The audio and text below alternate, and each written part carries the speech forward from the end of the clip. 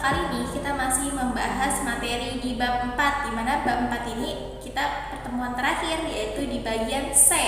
Jangan lupa untuk dibuka buku paketnya dan disimak materinya. C. Peran tokoh kebangkitan nasional dalam perjuangan kemerdekaan nasional. Tokoh yang pertama yaitu Wahidin Soedirohosodo. Dr. Wahidin lahir pada tanggal 7 Januari 1852 di Sleman, Yogyakarta. Dr. Wahidin menyelesaikan sekolah dasar dan menengah di Yogyakarta. Setelah itu, ia memutuskan untuk melanjutkan studinya di Sofia, Batavia.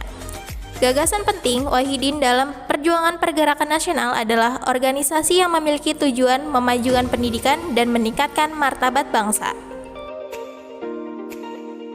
Tokoh yang kedua yakni Sutomo. Dr. Sutomo lahir di Desa Ngepeh, Jawa Timur pada tanggal 30 Juli 1888. Dalam pendidikannya, ia mengenyam pendidikan di Sofia. Ketika belajar di Sofia, ia sering bertukar pikiran dengan para pelajar lain tentang penderitaan rakyat karena penjajahan Belanda.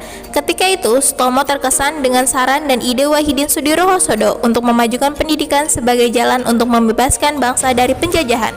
Bersama para pelajar Sofia, Sutomo dan rekan-rekan mendirikan Budi Utomo pada tanggal 20 Mei 1908, sebuah organisasi modern pertama di Indonesia. Tokoh yang ketiga yakni Haji Umar Said Cokro Aminoto, lahir pada tanggal 16 Agustus 1883 di Ponorogo, Jawa Timur. Setelah tamati Ospia atau Sekolah Bagi Calon Pegawai Pemerintahan pada tahun 1902, ia bekerja sebagai juru tulis di Ngawi. Selanjutnya, Haji Umar Said Cokro Aminoto pindah ke Surabaya dan bekerja pada sebuah perusahaan dagang. Di kota ini, ia berkenalan dengan Haji Saman Hudin, pendiri SDI atau Syarikat Dagang Islam. Syarikat Islam berkembang pesat di bawah pimpinan Haji Umar Said Cokro Aminoto. Pidatonya yang selalu mengecam tindakan pemerintah Belanda. Tokoh yang keempat, yakni Ernest Francois Eugen Doesdecker, adalah seorang tokoh pergerakan Indonesia yang berdarah campuran atau Indo. Doesdecker lahir pada tanggal 8 Oktober 1879 di Pasuruan. Beliau masih mempunyai hubungan kerabat dengan Edward Doesdecker atau Multatuli, penulis buku Max Havelaar. Meski memiliki darah campuran, Doesdecker menantang penjajahan Belanda dan mendukung perjuangan rakyat Indonesia. Tokoh yang kelima yakni Cipto Mangunkusumo.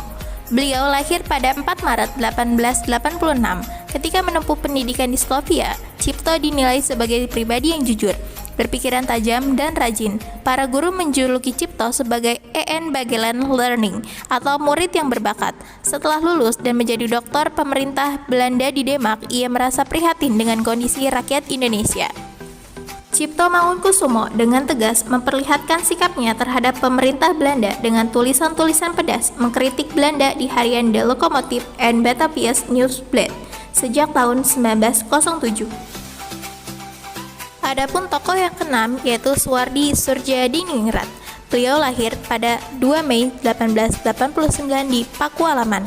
Setelah menamati ELS, ia melanjutkan ke sekolah doktor atau Sofia. Disinilah ia mulai mengenal dunia politik. Namun, ia tidak menyelesaikan pendidikannya di Sofia karena sakit. Suwardi sempat bekerja di beberapa surat kabar sebagai penulis. Dalam perjalanan selanjutnya, ia dipindahkan ke Bandung. Di sana, ia bertemu dengan Doesdecker. Akhirnya, bersama Cipto Mangunkusumo, mereka mendirikan Indis Party, yang merupakan partai politik pertama yang memperjuangkan kemerdekaan. Suwardi Soedjadiningrat mengkritik cara pemerintah Belanda dengan menulis artikel yang berjudul Als like een Nederlander was, atau seandainya saya seorang Belanda.